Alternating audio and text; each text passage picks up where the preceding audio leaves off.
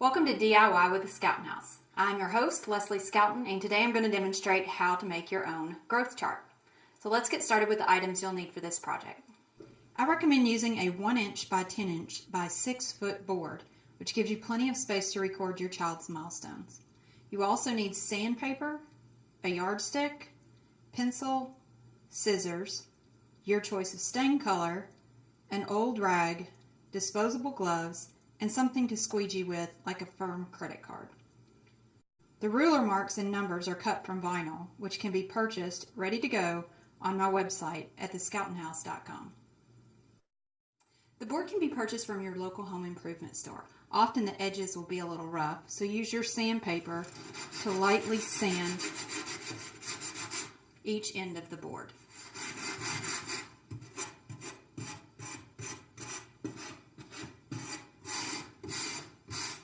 Next, we will stain the board. I've chosen a dark walnut stain, which will be a great contrast to the white ruler marks.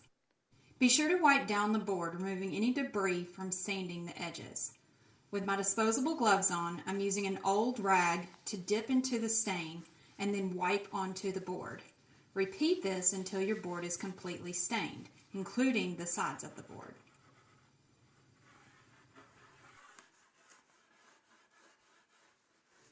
If you have the option of placing your board in direct sunlight, it will typically dry in 4 to 6 hours. Otherwise, I recommend letting it dry overnight. Once your board is dry, you'll want to make pencil marks as guidelines for placing your vinyl. Using your yardstick, begin at one end of the board, making marks at 1, 2, 3, and 4 inches.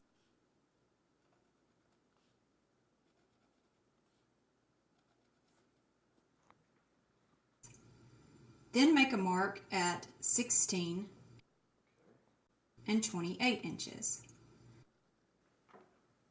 Move your yardstick to the end of the 28-inch pencil mark and make additional marks at 12, 24, and 36 inches.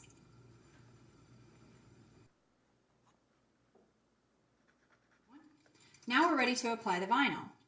Lay one of the vinyl strips face down on a flat surface with the backing paper face up. Begin peeling one of the corners of the backing paper from the transfer paper, keeping the transfer paper flat. The backing should easily come off, leaving only the vinyl on the sticky transfer paper. Next, line up the entire strip on the pencil marked edge of the board, placing the longest hash mark directly over your 4-inch pencil mark. Press down the strip, then lightly squeegee the vinyl onto the board. Slowly peel back the transfer paper.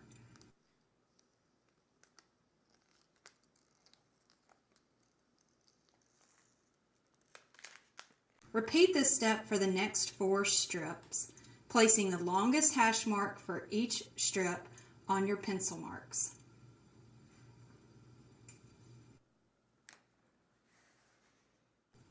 When you get to the last strip, cut the transfer paper with the remaining 3 ruler marks.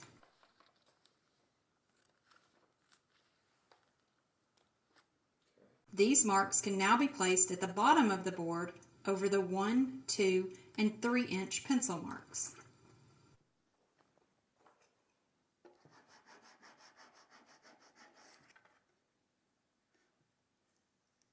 Now it's time to place the numbers. The longest of the vinyl lines represent the foot marks on your ruler.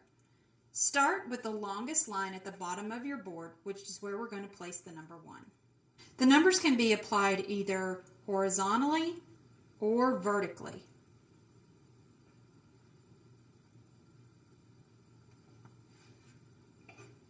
Just as you did the vinyl strips, repeat this process for numbers 1 through 6.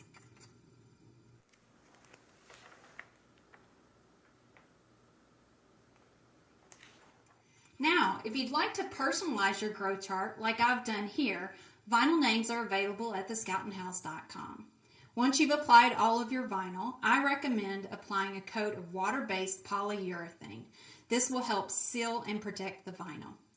Thanks so much for tuning in to DIY with the Scoutten House.